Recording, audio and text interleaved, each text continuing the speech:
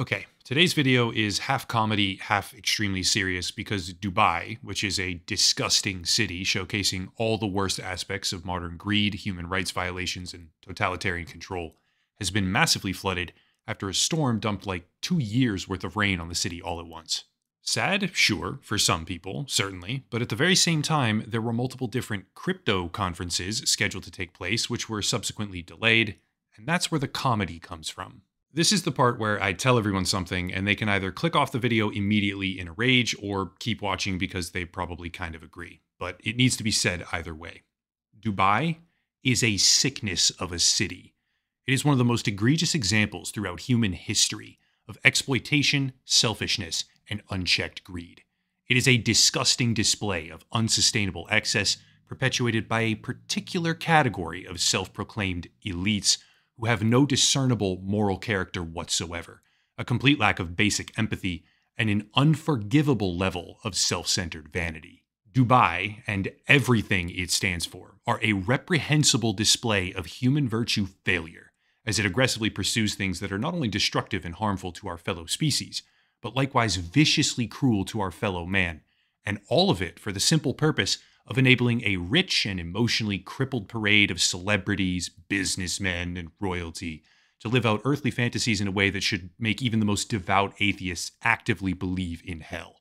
To put it kindly, when someone tells you, "Oh, I love Dubai," you can know with absolute certainty that they are a person who is beneath you, morally, ethically, emotionally, and intellectually. Fun stuff, right? For anyone who's thinking to themselves, wow, this guy has completely lost it, you should know that the city is built on modern slavery. Indentured servitude, forced labor, domestic and sexual slavery in particular. There's horror stories out there about that side of things, as well as a complete disregard for basic human rights in practically every conceivable category, as the ruling class deliberately prey on people, in every sense of the word as well. From migrant or local citizen workers unable to escape for whatever reason, all the way to influencers and ignorant social media stars who just don't know enough to stay away from it, or worse yet, embrace it. Those are the evil ones. Dubai is a modern-day Babylon. That's the more serious part, mostly. Now, another thing that Dubai does is change the natural world around it. For one, they have industrialized the practice of full-scale obliterating marine ecosystems in order to make luxury beachfront properties. But yet another practice that's become mainstream there is called cloud seeding, where planes with massive flares, which contain sodium chloride and potassium chloride, will disperse particles into the atmosphere so that water will cling together and form raindrops. I should clarify, Dubai actually has its own proprietary cloud seeding material, which is, I think, fine salt coated in titanium oxide, developed by the National Center of Meteorology in conjunction with a special rain enhancement program, because that's apparently a thing. Certain types of cloud seeding cause actual poison to rain down on everyone, which is absurd when you think about it. But regardless of what technique they use individually, meddling in the natural process of the world around us typically isn't a smart thing to do. It makes me think of that dystopian sci-fi concept Snowpiercer, where they seeded the atmosphere with reflective dust, I think, to reduce heat trapped by the sun, and then turned the world into a frozen snow globe by mistake because they didn't know what the fuck they were doing. Yeah, Bill Gates is straight up trying to do that right now, by the way. I wonder how he likes Dubai. It's actually a relatively common practice, though, cloud seeding, at least in Dubai it is. And after the recent storms dumped record amounts of rainfall on the entire city, people began to speculate about whether or not they had done this to themselves. Here's the funny part. After initial speculation claimed that they could have, at the very least, worsened the situation by seeding rainfall directly before the storm, which they did, counterclaims became prevalent, stating that this has nothing at all to do with Dubai's cloud seeding projects, except one of their most prominent newspapers, The National, it's called, couldn't get their story straight.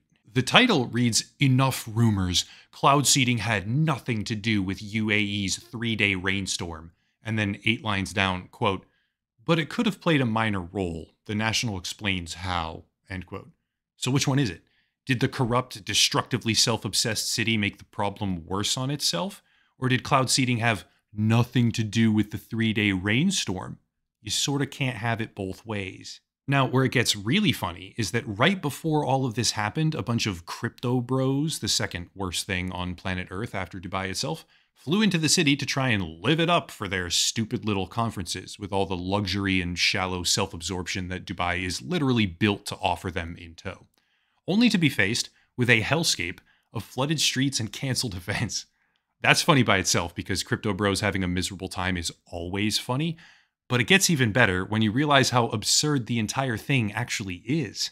See, crypto is supposed to be this anti-government super revolution of personal control. I'm obviously taking some creative liberties there, but the idea of financial freedom is pretty much integral to their entire ethos. And you can't really go 5 steps at one of these things without someone talking about how crypto is the future of finance and people should embrace financial freedom, and how personal ownership through blockchain in particular is the future of everything. That's fine. Obviously, most people just roll their eyes and walk away because the smelly nerd is yelling at them, but they're entitled to be passionate about something, I guess. So how does it connect back over to Dubai? Pretty simple, actually. This disgusting monument of human greed, I'll call it, was their chosen party location because none of them actually believe a single thing that they preach. Far from it, in fact, they just want as much money as they can possibly get their grubby little hands on, regardless of what medium it comes from.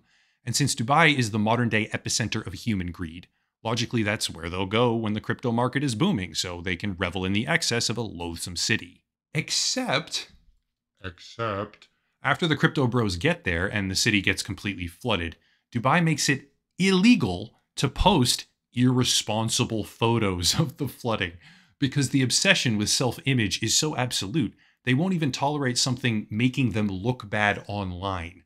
Quote, posting negative images or rumors about the recent flooding in the United Arab Emirates could be punished under the country's cybercrime laws. It is illegal to post pictures of storms online, authorities in the United Arab Emirates have warned. End quote. So how does all that freedom taste? I can't even...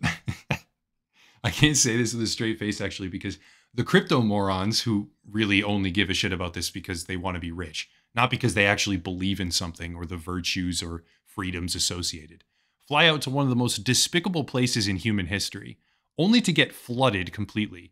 And then the place that they're going to, thereby sacrificing their moral character in the process, tells them it's actually illegal to post anything about it because it might make them look bad.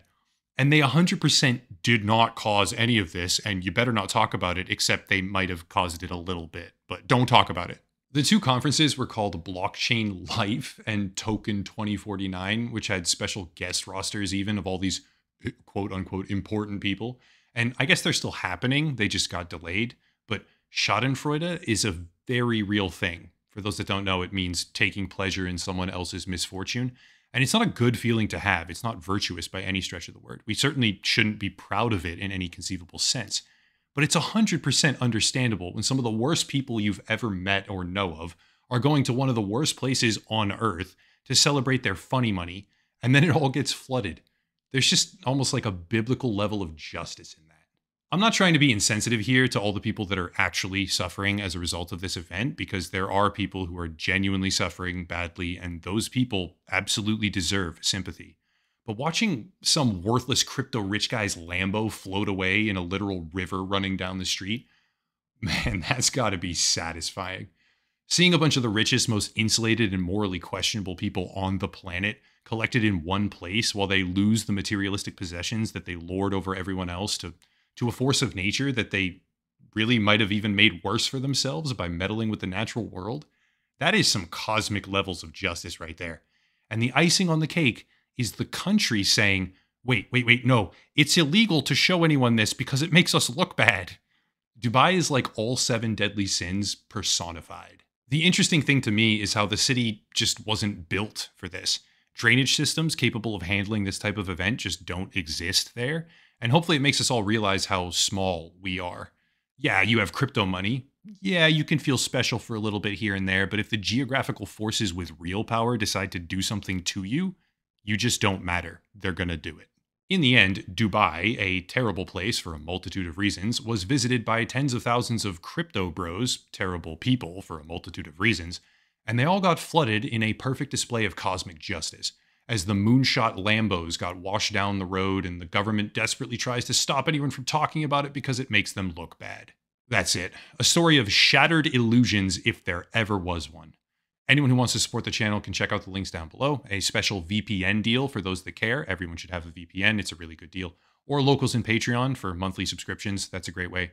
Bunch of things really. Working on a few concepts right now, such as an actual video game news website since Kotaku went down in flames, and a few more items, but I'll cut it there and stop rambling. As always, thank you all for watching. Question everything, and have a nice night.